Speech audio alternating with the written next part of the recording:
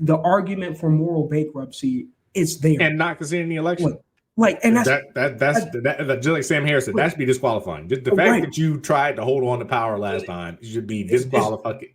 Right in itself, and that's where it's just like I do think that there is a proponent of American society to where we have to reason with that. If morality is something that we deem valuable in society, then it's something that needs to be addressed. I don't think it's a morality issue though, because if you talk to them, they'll say, "Oh, well, I mean, it was fishy in 2020. Maybe he did win." Like they think it too. Like they're part of it. like his.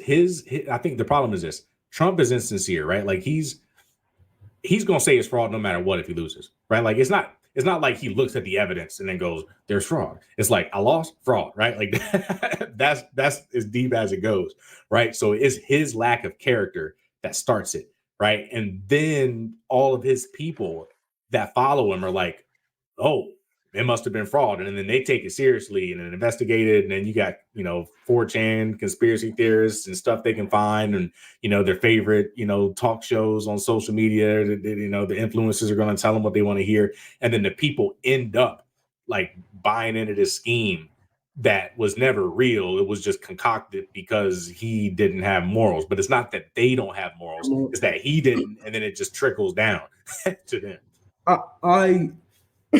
I can accept that argument for some. I think that is reasonable for some, and maybe even the majority. And maybe not as well. And it's just like I'd like to believe that that's true for the majority. But I think that there's still an argument for a moral bankruptcy with Trump and some of his supporters.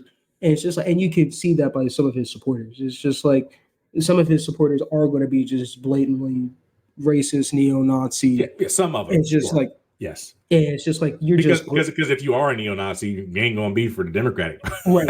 Obviously, right? It's just like, and so it's just like, and I'm addressing that because that there is some power there, and I think that if you start to play to that crowd, like the Proud Boys and things of that nature, you can incite things like January 6th. Like, it's just crazy. I couldn't even think of a scenario.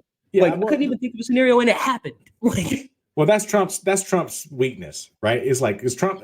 He's not principled.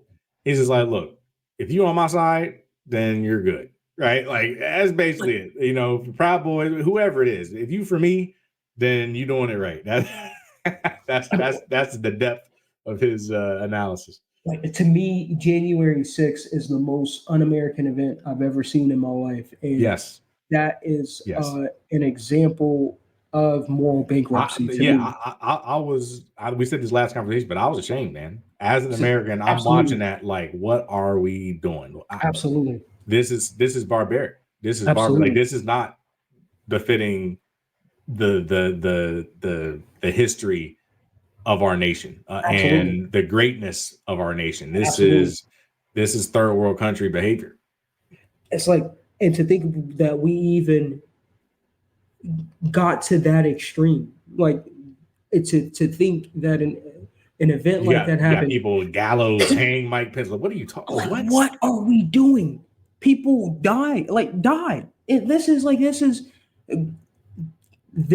one of the big, and you could say that, oh, it's a representation of the people, and this is what we're supposed to do. This is the people's house.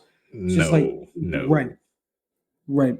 It's just like, this is one of the most un-American things. Like, we have to respect. And here's the thing: the problem is, it's only, I don't want to say only, but often it's only liberals who care about democracy, and that's sad to say. It's very sad to I don't want to say. I wouldn't have said that 10, 20 years ago. I wouldn't have said that. Right, absolutely. But like now, like that's the case. Like, again, Hillary conceded, Kamala conceded, right. Trump did not concede.